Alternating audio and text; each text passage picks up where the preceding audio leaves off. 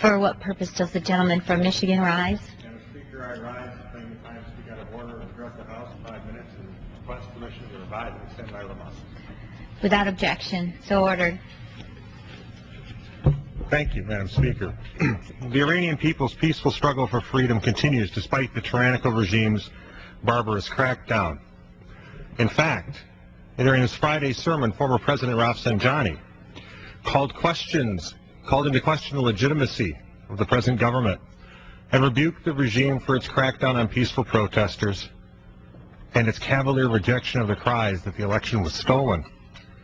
Finally, former President Rafsanjani called upon the regime to free and fully account for all those peaceful freedom seekers who have been arrested in the repression. Then on Sunday, former President Khatami called for a referendum on the legitimacy of the Iranian regime and asked that the results be tallied by an objective, independent Iranian body to ensure its accuracy. This led the current opposition presidential candidate, Hossein Moussavi, to say, quote, "You are facing something new, an awakened nation, a nation that has been born again and is here to defend its achievements. Arrests won't put an end to this problem.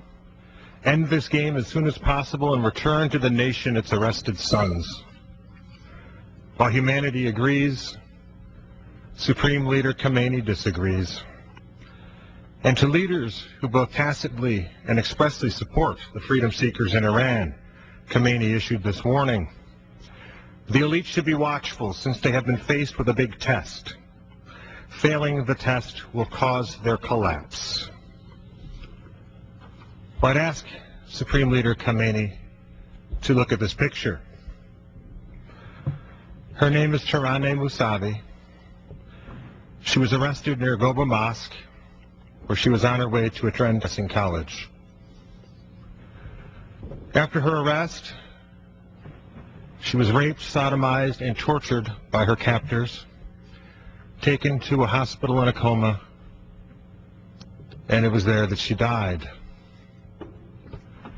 Upon her death, her body was removed to the outskirts of Karaj Khwazim, where to prevent an autopsy, it was burned.